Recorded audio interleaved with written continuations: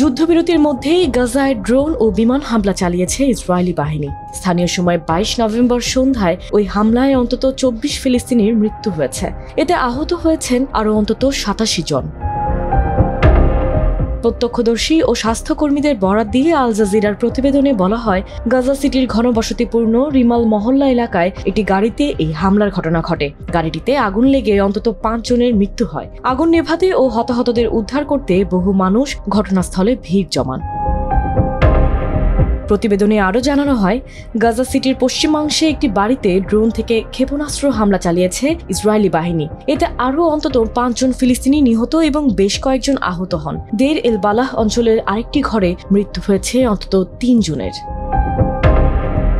রয়টার্সের প্রতিবেদনে জানানো হয়, ড্রোন হামলার কিছুক্ষণের মধ্যেই ইসরায়েলি বিমান বাহিনী গাজার মধ্যাঞ্চলীয় দের আল বালাহ ও নুসেইরাত শিবিরের দুটি বাড়িতে পৃথক বিমান হামলা চালায়। এতে অন্তত ১১ জন নিহত ও বেশ কয়েকজন আহত হন। ফিলিস্তিনিদের বিরুদ্ধে যুদ্ধবিরতি চুক্তি লঙ্ঘনের অভিযোগ তুলেছে ইসরায়েলের সামরিক বাহিনী IDF। জানানো হয়, একজন ফিলিস্তিনি বন্দুকধারী ইসরায়েল নিয়ন্ত্রিত এলাকায় প্রবেশ করেছে। এর প্রতিক্রিয়ায় গাজার বিভিন্ন লক্ষ্যস্থলে আঘাত হেনেছে ইসরায়েলি বাহিনী। ইসরায়েলের এসব অভিযোগকে ভিত্তিহীন দাবি করেছেন গাজায় হামাসের এক কর্মকর্তা। সংগঠনটির পক্ষ থেকে বলা হয়, যুদ্ধবিরতি চুক্তির প্রতি প্রতিশ্রুতিবদ্ধ হামাস। ফিলিস্তিনিদের হত্যা করতে এসব অজুহাত দিচ্ছে ইসরায়েল।